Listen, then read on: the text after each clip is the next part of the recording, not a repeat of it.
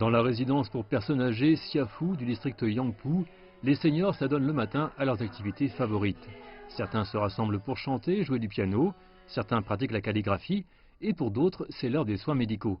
Cette résidence peut accueillir 250 personnes, mais elle n'est qu'à moitié occupée. Nous avons un critère pour accepter les personnes âgées. Elles doivent être en bonne santé et avoir une opinion positive concernant notre concept de soins pour personnes âgées, qui comprend des exercices physiques réguliers. Nous acceptons habituellement des résidents comme les professeurs d'université à la retraite et les membres des communautés sociales du troisième âge.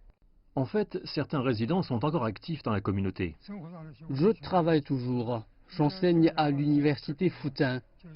En vivant ici, je n'ai pas besoin de faire le ménage ou de prendre beaucoup de temps pour m'occuper de ma femme, ce qui m'aide à me concentrer sur mon travail.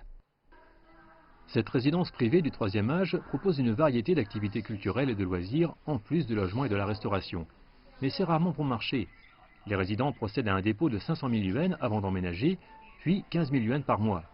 Pour beaucoup de retraités, c'est beaucoup d'argent, donc ils vivent toujours chez eux. Je peux accepter un prêt de 4 000 à 5 000 yuans, mais il faudrait que cela inclue la nourriture et les soins médicaux. Je ne peux pas me permettre quelque chose aussi élevé par rapport à mon salaire. Selon le ministère des Affaires civiles, les fournisseurs de services de soins pour personnes âgées comptent aujourd'hui près de 7,5 millions de lits, soit seulement 30 pour 1000 personnes de plus de 60 ans. Et le magazine financier Caixin rapporte que plus de 80% des établissements privés de soins pour le troisième âge en Chine sont en déficit. Les analystes disent que le problème est une combinaison des préférences de mode de vie des seniors et le coût pour établir les institutions privées. Ces dernières années, un gros montant d'investissement a afflué sur le marché. Mais beaucoup de vieux Chinois n'aiment pas l'idée de vivre dans une résidence pour personnes âgées. La plupart préfèrent rester à la maison ou vivre avec leurs enfants. Et le coût du terrain est également un problème. Certaines institutions privées adoptent des prix plus élevés pour couvrir leurs coûts. Quant aux institutions publiques, elles ne fournissent pas de services très variés.